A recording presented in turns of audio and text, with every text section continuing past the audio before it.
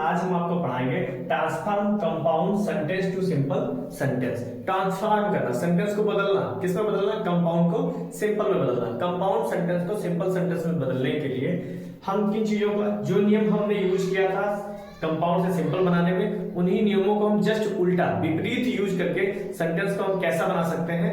Simple sentence बना सकते हैं। जैसे कि आज का मेरा पहला वाक्य है, B good and you will be carefully. अच्छे रहो या तो सावधान रहो। तो हम बी को क्या कर देंगे? बीइंग।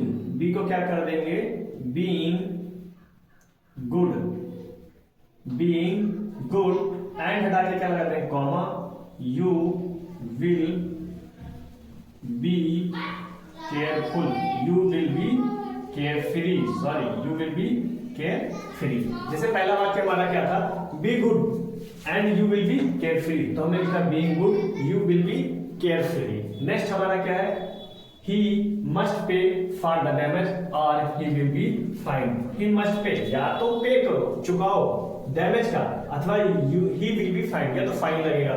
तो हम क्या कह सकते हैं? ही must pay for the damage. He must for the damage। और R को हम क्या कर देंगे? टू लगा देंगे। क्या लगा देंगे? To avoid fine. क्या लिखेंगे हम? He must pay for the damage to avoid fine। Next है I went to Kanpur where I met my friend. मैं कानपुर गया जहां मैंने अपने मित्र से मिला। तो हम इसको लिख सकते हैं, I went to Kanpur. I went to Kanpur. Where लगा हुआ, वेयर को हम हटा देंगे, इन्फिनेटिव बनाएंगे, टू लगाएंगे। मेट को हम क्या लिख देंगे? मीट। क्या कर देंगे? मीट। मेट की फर्स्ट फॉर्म का यूज करेंगे, meet my friend. Meet my friend. Next हमारा क्या है? The game was over and the players left the field. Game खत्म हो गया, खिलाड़ियों ने क्या किया? फील्ड को छोड़ दिया। हम लिखेंगे द गेम वाज को बीइंग में चेंज कर देंगे, being over comma the players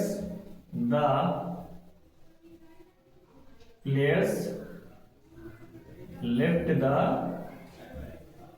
field. तो हमने क्या लिखा?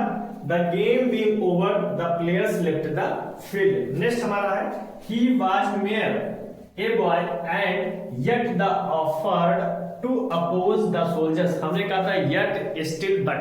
इन वाले वाक्यों में हम इन स्पाइट टू का प्रयोग करते हैं। तो हम सबसे पहले लिखेंगे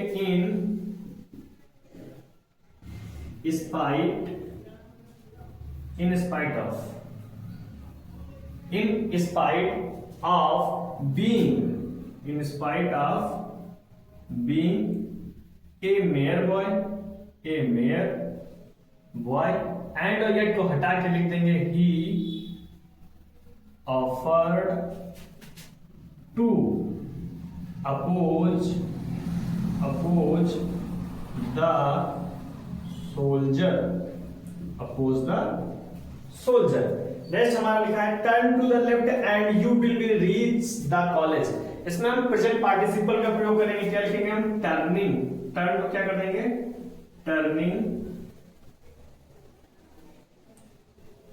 to the left comma you will reach the college. हमने क्या लिखा? Turning to the left you will reach the college. Next है, the thief saw the police and ran away। चोर ने पुलिस को देखा और वो भाग गया। तो हम इसको भी लिखेंगे, क्या लिखेंगे? The thief saw the police and ran away। तो सा का कर देंगे seeing। प्रेजेंट पार्टिसिपल से बनाएंगे, क्या लिखेंगे हम? seeing the police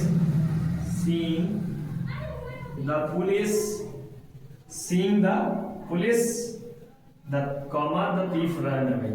the thief ran away।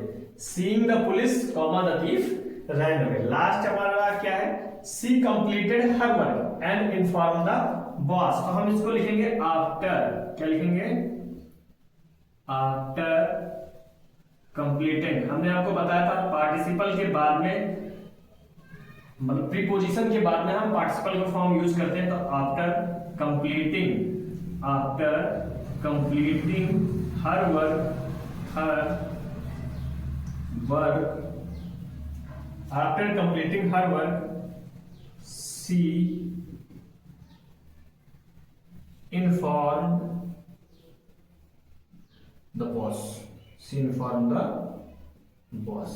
तो पहला सेंटेंस हमारा क्या था, be good and you will be careful. तो हमने लिखा being good you will be careful, he must pay for the damage और ही विल बी फाइन। तो हमने लिखा he must pay for the damage to avoid the fine. I went to Kanpur where I met my friend. तो हमने लिखा I went to Kanpur to meet my friend, met का meet कर देंगे, infinitive का यूज करेंगे। The game was over and the players left the field. इसमें भी हम लिखेंगे प्रेजेंट पार्टिसिपल का यूज करेंगे, the game being over comma the players left the field. जिसमें इज एम वाज होता है, इज एम आर वाज होता है, वहां पे बीइंग का यूज किया जाता है। He was mere a boy and yet he offered to oppose the soldiers. इसमें येट का यूज किया गया कारण के लिए, इसलिए हमने in spite of being a mere boy he offered to oppose the soldiers. Turn to the right left, इसमें हम प्रेजेंट पार्टिसिपल का यूज करेंगे, turning to the left you will be reach the college. Next the thief saw the police and ran away. तो हम लिखेंगे seeing the police, police को देखकर, the thief rain away. फिर है she completed her work and inform the boss. तो हम लिखेंगे after completing her work she inform the boss. Ritu was angry but she did not punish the punish student। अब इसमें क्या बताया गया है कि रितु गुस्सा है लेकिन उसने सजा नहीं दिया, पनिश नहीं किया। तो हम क्या लिख सकते हैं, इन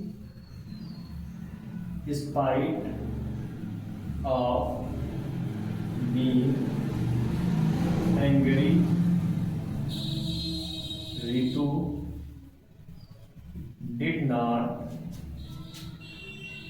पनिश द स्टूडेंट्स। तो इसमें बट लगा था, आपको पहले भी हमने बताया, बट वाले वाक्यों में, येट वाले वाक्यों में, स्टिल वाले वाक्यों में इन स्पाइट का यूज करते हैं। Study well otherwise you will fail, मतलब अच्छे से पढ़ो अन्यथा तुम क्या हो जाओगे, फेल हो जाओगे। तो हमने कहा स्टडी वेल, अच्छे से पढ़ो। अदरवाइज को हटा के क्या लगाएंगे, टू अवॉइड, बचने के लिए। अभी हमने पिछला एक बार कैसे ही बनाया था, अवॉइड, फेल का क्या कर देंगे हम, फेलर। तो हमने क्या लिखा, avoid study well to avoid failure, अच्छे से पढ़ो, फेलर असफलता से बचने के लिए। अगला तो news is good but it is not true, news अच्छी है लेकिन सच्ची नहीं है। इसमें हम क्या करेंगे, एड टू का यूज कर देंगे। तो हमने लिखा the news is too good, the news is too good to true. तब हमारा सेंटेंस कैसा हो गया, कंपाउंड हो गया।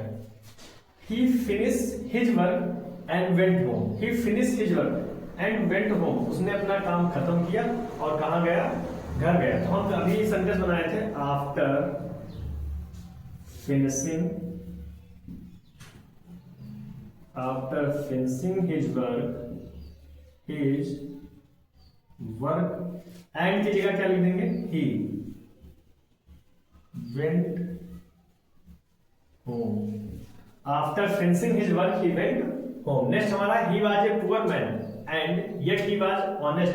कहते हैं he was poor man and yet he was honest। फिर भी तो हम क्या लिखेंगे, in spite of being a poor man, he was honest।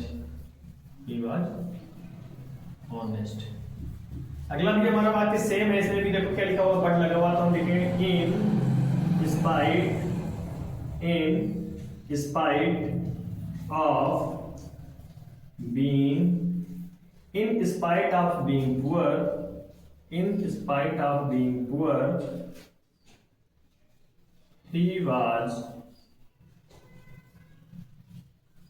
respected by all the people of his village। आज का हमारा लास्ट सेंटेंस क्या है? कहता है the sun rose and the fog disappeared. सूरज निकला और फॉग क्या हो गया? डिसअपियर्स हो गया। तो हमने लिखा द पार्टिसिपल बनाएंगे perfect participle having, sorry the sun, सबसे पहले लिखेंगे द सन, हैविंग लगाएंगे, फिर क्या लगाएंगे? Having risen, having risen, the sun having risen, comma the fog disappear, the fog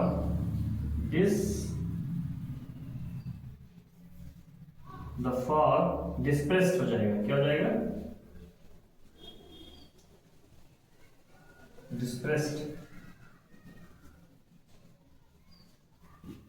तो आज के ये हमारे कुछ सेंटेंस हैं जिनसे हमने आपको क्या बताया, सेंटेंस को सिंपल सेंटेंस बनाना। जैसे आज वाक्य था Ritu was angry but she did not punish the student. हमने क्या लिखा? इन spite of being angry Ritu did not punish the students. Study well otherwise you will fail. तो हमने क्या कहा? स्टडी वेल, अच्छे से पढ़ो टू अवॉइड फेलर, फेलर से बचने के लिए। The news is good but it is not true. The news is too good to true. इसमें हमने एड टू का यूज करके सिंपल सेंटेंस बना दिया। He finished his work and went home after finishing his work। तो हमने कहा था प्रीपोजिशन के बाद में पार्टिसिपल फॉर्म आता है। तो after finishing his work he went home। He was a poor man and yet he was honest। In spite of being a poor man he was honest। He was poor but he was respected by all the people of his village। हमने कहा in spite of being poor he was respected by all the people of his village। Next था हमारा the sun rose and the fog disappeared। तो हमने कहा the sun having risen, the fog dispersed। सूरज निकला और fog जो था कोहरा क्या हो गया? डिस्पर्स हो गया, गायब हो गया। तो इन सेंटेंसों के माध्यम से आप आसानी से चीजों को क्या सकते हैं? समझ सकते हैं, सिंपल सेंटेंस में बदल सकते हैं। कंपाउंड सेंटेंस लोगों को बड़ा जटिल लगता है, लेकिन इस तरीके से आप सेंटेंस कंपाउंड को सिंपल में आसानी से समझा जा सकता है। उम्मीद है हमारी क्लास आपको पसंद आई होगी। पसंद आई है तो लाइक कीजिए, शेयर कीजिए और सब्सक्राइब कीजिएगा।